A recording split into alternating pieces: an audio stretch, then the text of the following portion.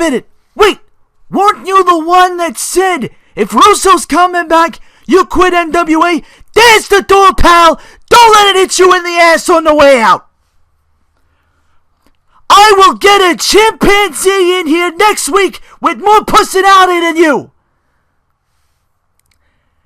And you know what? Go home, pout with Sean Waltman. Goodbye.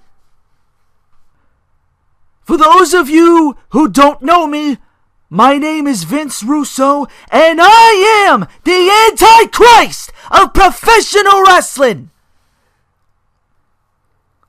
I kept a low profile for 2 years, but I'm thinking before this business gets deeper in the shitter, Vince Russo better come back.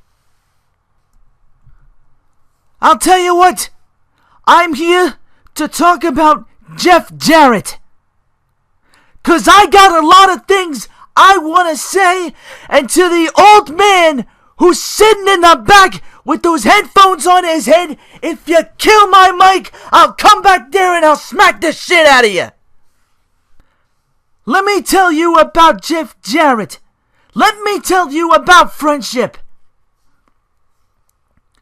I met Jeff Jarrett when he was doing a ridiculous gimmick, spelling his name, his teeth sparkling. Do you people remember that bullshit? Well, you know what? Despite the horrible gimmick from the brain surgeons in the WWF, I befriended Jeff Jarrett. And let me tell you why. Because out of all the politicians and children and egomaniacs in that locker room, Jeff Jarrett was genuine. But wait a minute. One night Jeff Jarrett decides he's gonna leave in the middle of the night. I think it was right here in Nashville. And you know what?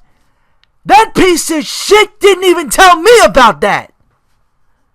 So Jeff Jarrett leaves, and Vince Russo gets all his heat, and Jeff Jarrett goes to jump on the NWO bandwagon. Well, you know what? Once Vince Russo started getting more and more involved, all of a sudden, the WCW was down looking up at the WWF, and Jeff Jarrett called me on the phone and begs me to get his ass back in the WWF. I get him back in. I go to McMahon, I begged Vince, bring Jeff in. They brought Jeff in, and they tried to bury Jeff. But there was his old buddy, Vince Russo, making sure that they didn't succeed in burying him. I put a guitar in his hand, we went around smacking 75-year-old women, and Jeff Jarrett was on top of the world once again.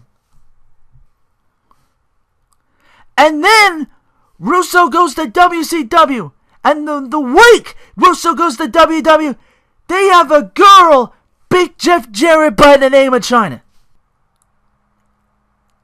So what did he do?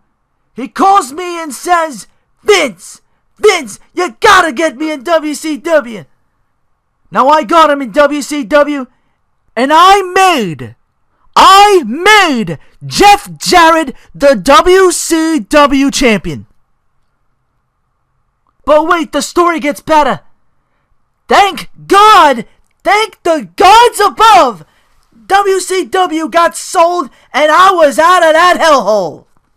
I was done with professional wrestling. But I get a call from my old buddy Jeff Jarrett. Jeff tells me, I'm starting this NWA thing, Vince, and I want to make it cutting edge, and I need you. As a matter of fact, I gave that moron the name TNA, but TNA didn't mean total non-stop action, you Henderson hillbilly. TNA meant tits and ass, dope. Let me tell you what happened.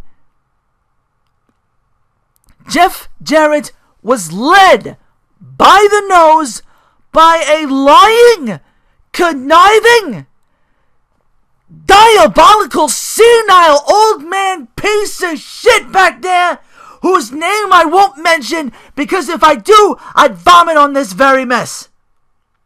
But I'll tell you what, Jeff tells me, sit on, Vince.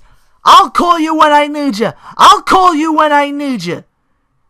You know what? I'm sick of waiting for you to call me.